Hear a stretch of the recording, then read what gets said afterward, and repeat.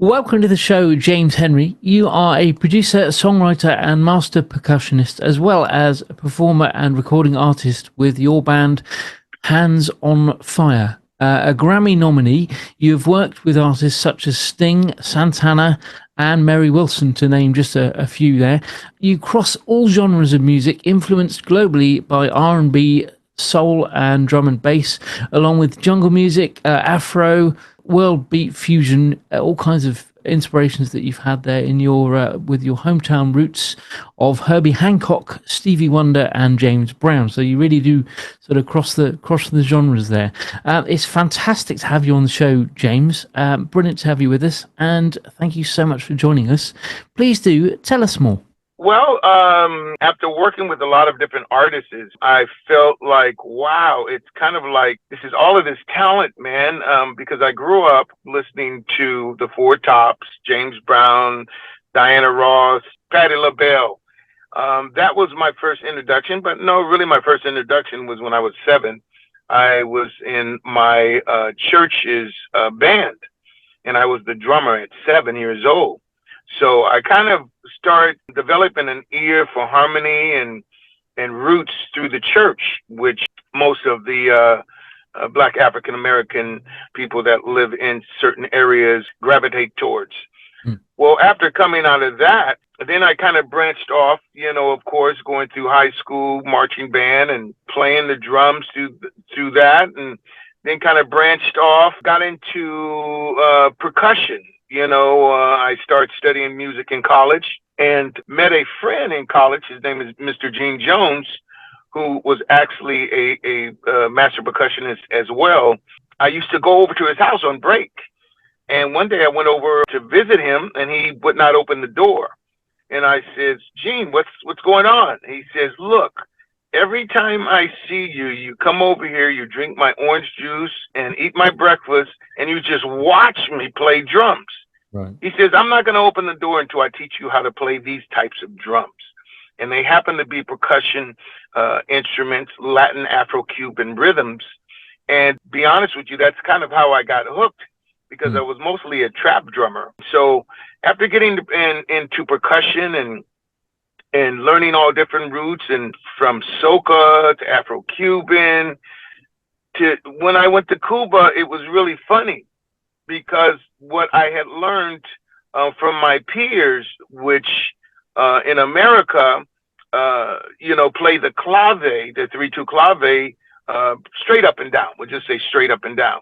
Well, when I went to Cuba to play in Cuba, and I started playing straight up and down, they look at me, they put their hands on the drum, and they says, what are you doing? I says, I'm playing the clave. Yeah. He says, no. He says, you are from Africa. We play the clave with a swing. We don't play it straight up and down. So that was my eye-opener of playing world music from different countries, but realize that everything's the same, but everyone has their own season, like in gumbo. You season it up, you got your own gumbo season. Yeah. Yes. Wow. So it's been a fabulous journey, and that's not even starting with my first gig that I got. Actually, I was practicing on the streets in San Francisco to help pay my rent at that particular time and go to college. And at the end of the day, I usually go they had a club called the Keystone Corner. So I would go up to the Keystone Corner in this little alley, get my little blue crate, and sit up and look in this little window of all the jazz greats, Herbie Hancock, you name them, they were there. And so one day, this place was packed. I didn't know who the gentleman was. Well, this gentleman looked through the window, and he saw that I was peeping. And he was actually a drummer. And he stopped. And he came to the side door and opened the side door. And I started running. He says, young man, come back. He saw I had a pair of bongos with me. So I says, okay, well, he says, would you like to play with me? I says, yes, because I was so enthused to playing music, period. I didn't care who the person was at all. And he says, come on stage. So he brings me on stage, puts the front row seats, put me right there in front of the stage, and I start playing. Well, after the set, he says, come to the back dressing room and sit next to me. I sit next to him and I see all of these people just like eyes popping out just to meet this gentleman. He looks at me. He says, you know what? I would like you to play with me. I'm going to be here for a week. Would you like to come back for a week? I looked at him. I said, yes, I would love to.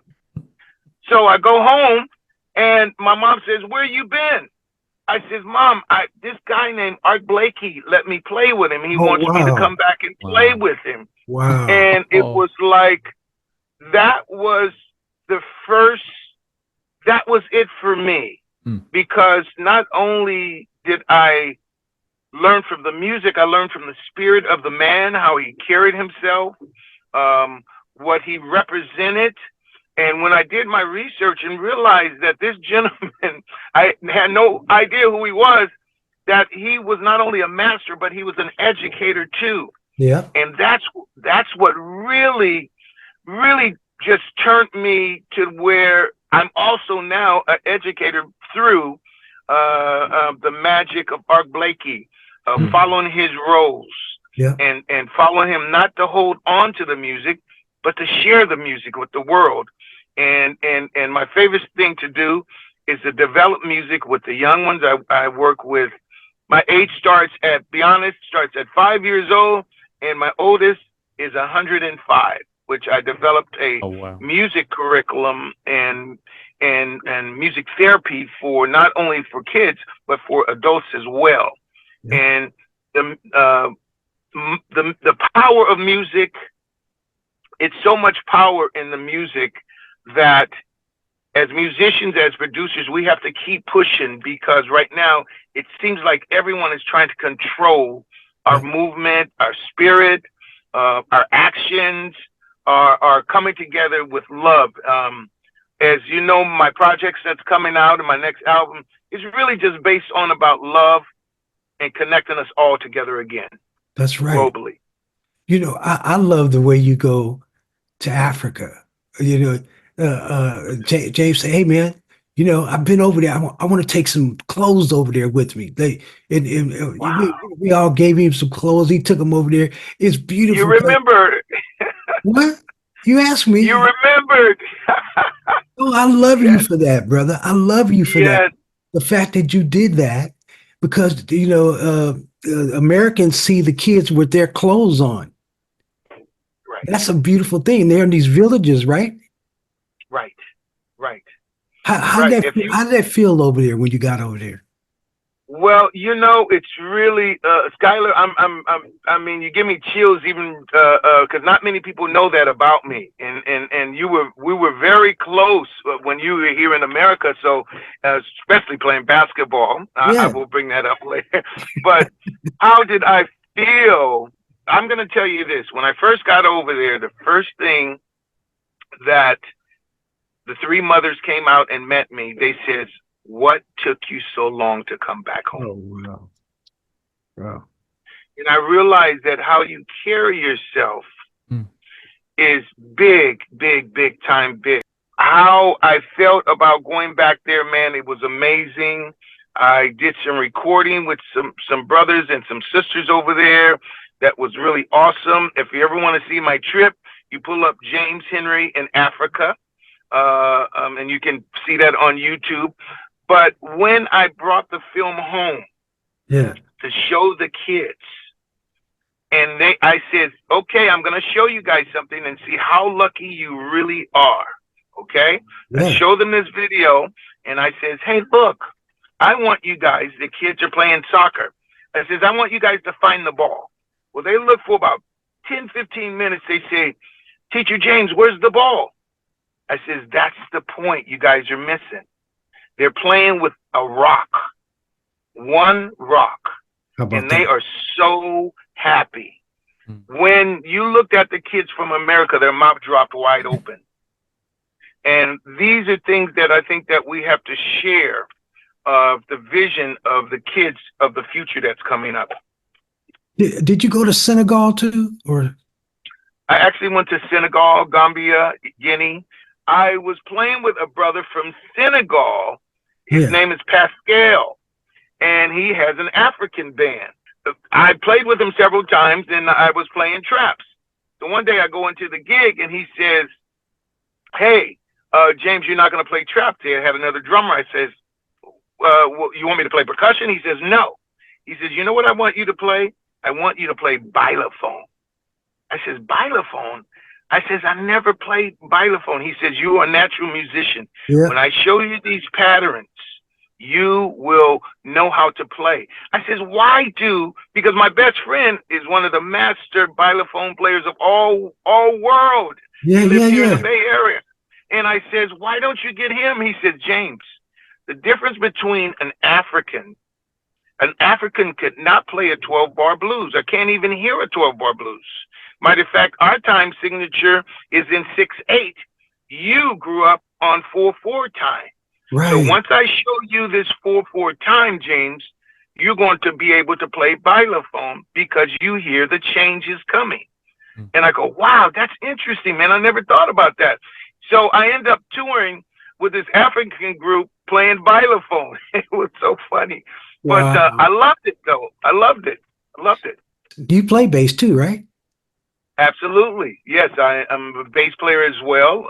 And it was so funny because, Skyler, I got tired of being the last person to leave at the gig. So I says, packing up all these drums. I says, "I'm tired, man. Look, what?" So I started looking around like this. I looked around. I go, "Oh, look, the bass player. He's at least the first or second person to leave." I says, "Man, let me start learning how to play bass." Wow. So I took some of the bass lessons from some of the great players around in the Bay Area, and been playing for 10 years, 11 years now. Basically, all of my songs, I write the bass line. I get the find the beat, and Right. I write the bass line to it, and then it's easy to put my harmony parts, and then it's easy to put chords to that. You know what I mean? And it's always worked for me and stuff. Tom? Yeah, I just want to just touch on also other things that you've been involved in. You've done some composition for and recording work for film and TV schools as well. Can you tell us a little bit about how you got into that and what it was that you were involved in with those? Well, I actually got into film score. My first score was The Twilight Zone, and that was with a gentleman called Merle Saunders. Yeah. And Merle Saunders was an awesome B3 player that played with the Grateful Dead. Yeah. And then he branched off to go to his own types of music and was very successful. So he pulls me in to do The Twilight Zone and do some backup. That was my first job there. Mm-hmm. After learning the foundation and how to, because playing live, recording live, and doing soundtracks is totally different from anything. So you have to wear 3 different types of hats. But then after producing that with him, I went on brother by the name of Carl Wheeler. And Carl Wheeler is a awesome B3 player that plays with a world-class band called Frankie Beverly and Mays. Yeah. And so I end up doing some movies for Tony. They start producing music once they moved to LA. So I started doing a lot of documentaries and movies with them as well. Well, then that led to Boots Riley. Then Boots Riley calls me up. He says, "Hey, James, I want you to come and work on this film with me." I says, "Well, what's the name of the film?" He says, "Sorry to Bother You." And I go, "Sorry to Bother You?" He says, "Okay. Well, it's an inside joke to this because we go to Utah for the big film festival. The first time I'd ever been to a film festival opening, and it was like about 2,000 people watching this, getting ready to watch this film. Well, as the film started, this place was packed. I was sitting right next to 2 large women. Let's just say it like that. Well, when the movie started coming, man, and 15 minutes into the movie, not even 20 minutes, people were walking out. And I go, "Oh my God, I don't think this is going to work." Well, I go home, wake up the next morning. My son wakes me up and says, "Dad, you won't believe this." I says, "What?" He says, "Your movie has been accepted. And if you haven't seen that movie, Sorry to Bother You by Boots Riley, make sure you have 2 glasses of wine right next to you. Okay?" Because your head will be twisting. Okay. Yeah. So it turned out to be that we ended up being a 2 Grammy nominee for the movie. It was very Wow. successful. Wonderful. Music for Global Change is a concept I started 20 years ago, right? What I'm doing on this mission, right, of positive lyrical content, you know, Absolutely.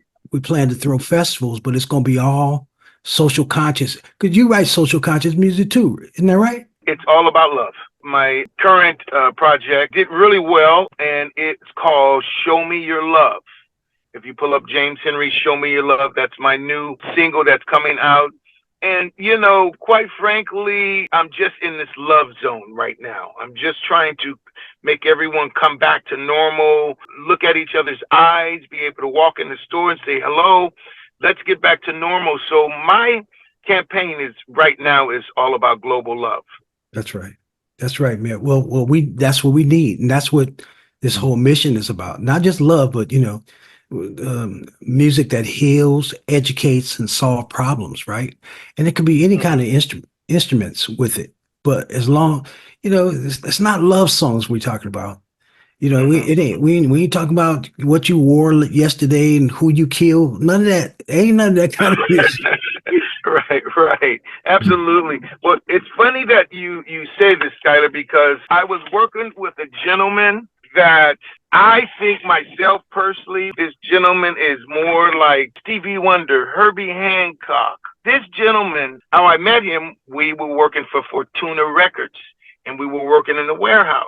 And we says, one day, man, we're putting everybody's records up on the and shipping them out and everything. And we're just laughing every day. We say, man, one day we're gonna be shipping our own records, okay? Yeah. And so we just laughing, man. We're having a great time, man. And to one day, he eventually got the contract. This gentleman's name is a well-renowned keyboard player. His name is Kit Walker. Yeah. The reason I bring up Kit Walker is because I was working with Kit doing a lot of healing music, new age music. Yeah. And I'm coming from the funk area, from the soca area, Afro-Cuban. And when I start playing with Keith, I start realizing, I go, wait a minute. If I put some of this healing music or these chords into my music, I'm going to flip this. But I'm going to put a little funk and African underneath those chords. Yeah. So for you saying that my healing music, everything I do is healing. And everything I touch is healing. And might of fact, I'm on #1 hits, which I think I got 400,000 followers on there. And people write me almost every day, says, you know what? You changed my life with your music. Yeah, that's what it does. That's all I want to do is let you know I'm no different from you to you to you. Let's work it all out together. And let's change this global planet, man, and let's start heading in the right direction. Yeah, man, music is emotion. You know what I mean? You can go to school for music. I don't care what notes you learned, all that stuff like that. It's still gonna come down to one thing. How does it feel? Thank you. And that is so funny because here I am in studying music in college, and I was like, wait a minute. And because I come from a jazz world too, I had to back up. And after playing with Art Blakey, I went on to play with all the talented jazz players, Eddie Marshall, Ed Kelly. Yeah. You name all the heavyweights. Great. I was under their arms. They let me be under their arms at age 17. So my world of jazz was that you never came out of jazz, man, because if you played R&B or do something else, they thought that you, hey, man, what are you doing? Yeah. You know? So I had to learn how to adjust. Yeah. And when disco came out and they started having a lot of disco music and DJ music, most of the clubs closed down. So then in order for me to pay the bills, I had to change my format of playing music. So then I went on to play with the rock band that's called Pablo Cruz. I went with them for about 9 years. Yeah. And didn't realize that rock and roll is totally different from R&B, blues, But I didn't realize one thing, Skyler, you guys, is that rock and roll is really 12-bar blues. Yes, it But is. you really don't want to let them know that, because then they get upset with you about where the root of rock and roll comes from. So then I says, after doing that for 10 years, man, I says, you know what, man? I remember coming off the road and me and you going to play basketball at the YMCA. I remember that. I had so much fun, by the way. I had to bring that up. That jump shot you got, man, is still too cold, okay? James, Yeah. I love you. I love you so much, brother. Thanks for taking the time You to come too, on brother. the show. You're And- very welcome, man. and- Thanks for having me. And Tom's going to get all the information so we can pass it on to our fans, okay? Yeah, I James, appreciate it, Tom. Just want to know if you can let us know what kind of social media, if that you're on, any websites or anything like that you're available on. Well, you know what? You can go to my website, jameshenryhandsonfire.com, Okay. or you can go to sambaproductionllc.com, and you can also see videos and hear new music on there. And then you also make sure that you hit me up on Facebook, James Henry. Please go there. Also can pull out my music and support that single, Show Me Your Love. And if you wouldn't mind spreading that down, I'd love to see you all in the next summer here in the festivals. Bless up, brother. Fantastic. Thanks for joining us. Bless up. One love, brother. One love. Music can save the world. Music can save the world. If we all get together, music can save the world. Yeah. Music can save the world. Music can save the world.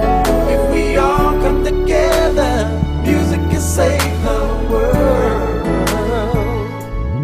There's an urgency facing our humanity. Thank you so much for watching. To stay up to date, please click subscribe and hit the bell. You can also join our group on Facebook and find us on LinkedIn and Instagram.